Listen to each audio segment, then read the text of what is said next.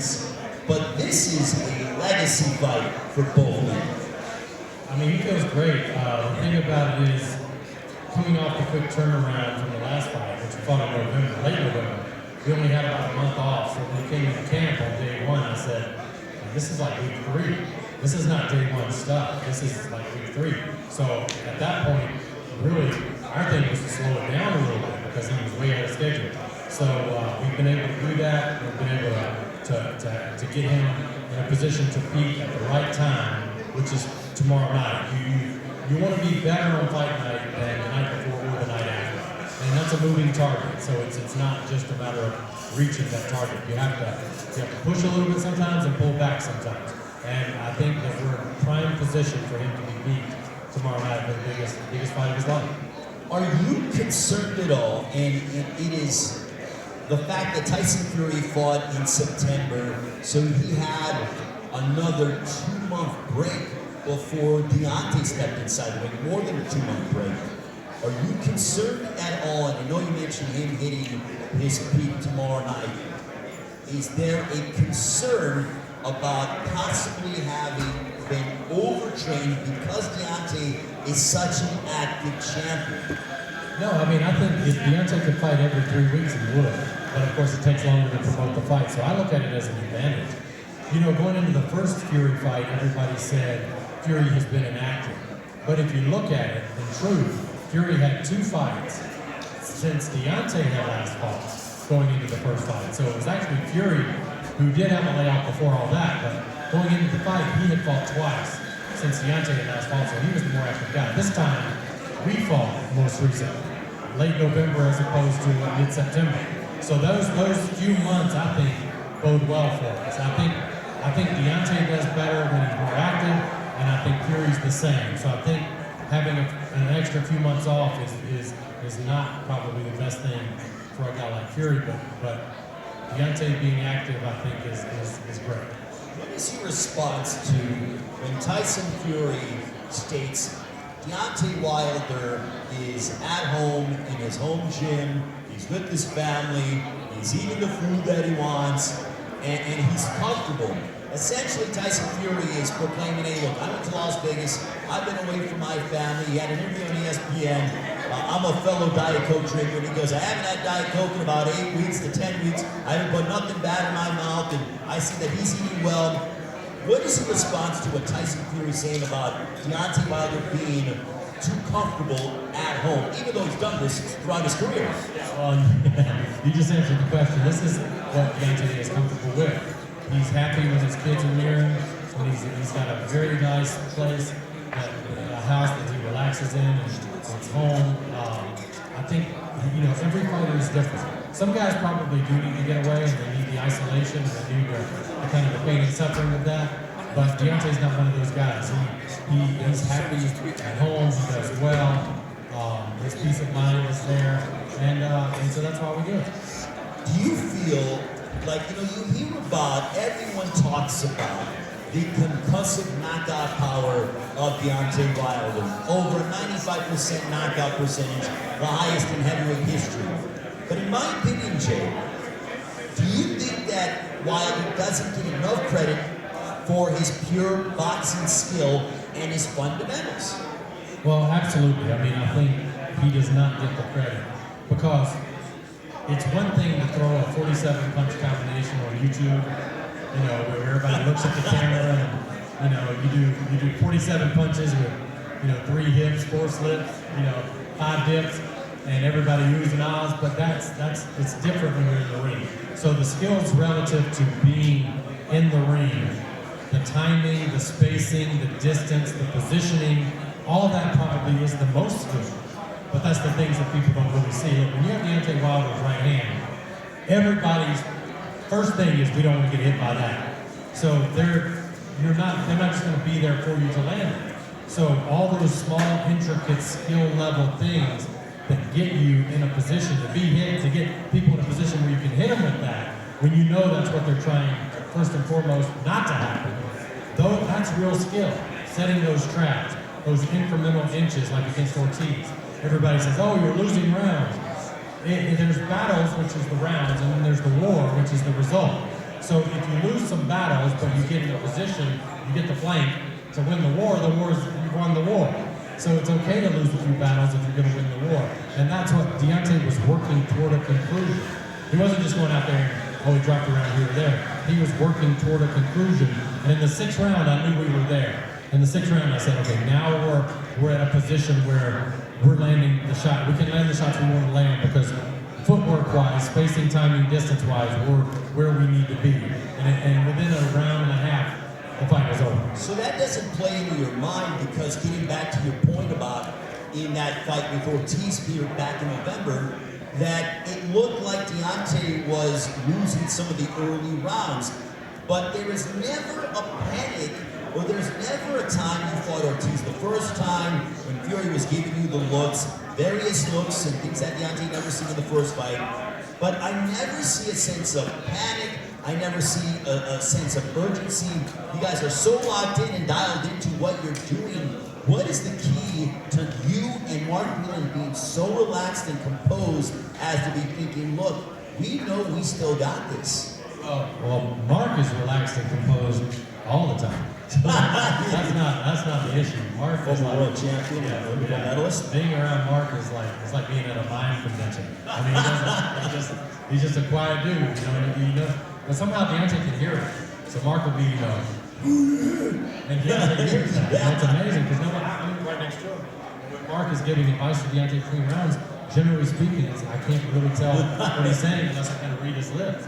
But Deontay hears him, and Deontay knows what he's trying to get across. So for us, we know what the game plan is, and if the game plan is working, regardless of what the general public may be seeing, but if we're getting where we need to get, and we're cool and calm, and if the game plan needs to change, then we move into that mode. But that's why we're cool and calm. We're just working toward a conclusion. We're working the problems and working the situation.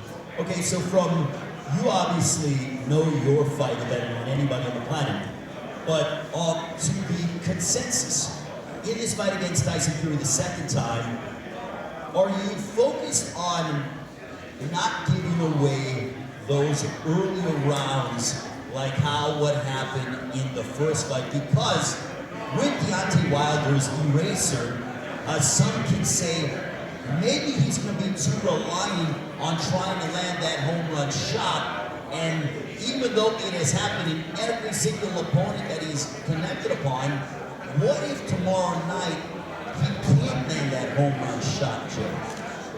I thought Deontay won the early rounds of the first fight. So I thought Deontay won the early rounds. Fury worked his way back into the fight in the middle rounds. Deontay scored the knockdown in the 9th. Fury had a real good 10th and 11th. And Deontay scored the knockdown in the 12th, which I thought won us the fight. So I thought we did some good work early on, but I think your point is well taken. It's a little different than Ortiz. With Fury, I think you have to make some inroads early, and you can't be going to round 8 or 9, and you're down the rounds and you haven't done anything. You haven't. Even though I do want, obviously, we want to be patient, we want to be precise and calculating, but we've got to get some work done. Earlier in the fight, there has to be some progress made. You stand, and I believe you hold mitts for Deontay, if I'm correct. He has 3. I'm one of 3, so he's the only fighter in the world with 3 mid-bands. So let me ask you this, because I'm around, and I've been fortunate to be around Deontay Wilder several years. When he comes on stage and he shouts "Bomb Squad," it scares the heck out of me. Much less you are in the ring training with him as he is hurling shots at your mitts. I would be petrified. How do you get that working and remain so composed when this guy is connecting with full force, and I'm sure your skeleton moves in ways that it's not meant to move? I'll tell you, the chiropractor came in yesterday, we got adjusted, and he was like, what in the world is going on in here? And I think my L7 and my L4 actually met at some point. But I think it's a thing where, I've been hit many times by errant shots by Deontay, and he hit me up under the protector one time, and I had a hernia surgery from that. Another time, he hit the actual body protector for the last game with a left hook, and separated the rib from the cartilage. Dislocated Mark's shoulder, fractured Cuz's fingers and his thumb. So it's just a power that's unlike anything else. But yeah, you do. It's part of the job. There's no sympathy. You get hit or you get hurt, you just keep going because it's ultimately we got to get the job done. And that's I mean, I'll probably be lucky if I can find my mailbox in 10 years from the punches I'm taking. But at the same time, there's a job to be done. So that's 3 of us team up. And that helps a lot, that no one person has to do 10 rounds on the bench. We'll split it up. I hope the champ gives you guys hazard pay because, man, oh man, that is no easy task. With Deontay Wilder, this is generational power, and I'm going to make a bold statement as to say, I don't know if we will ever see this again or within the next 20 to 25 years because of what he's been able to do to his opponents. Do you feel the same way? You've been around the game for a long time. Yeah, I mean, I think that is a generational power type of thing. But they say that when you get hit by George Foreman, it was like getting hit by a Mack truck at 35 miles an hour. Like you feel every inch of the veins. They said when you get hit by Mike Tyson, you don't actually feel anything. It's just that you're on the ground and your body doesn't work. Yes. And I think Deontay's a little bit of both. He can hit you on the forearm or hit you on the shoulder, and it's just immensely painful. But then again, it can also flip you, and it's not something that physically you felt, but it just totally took your senses away from your body.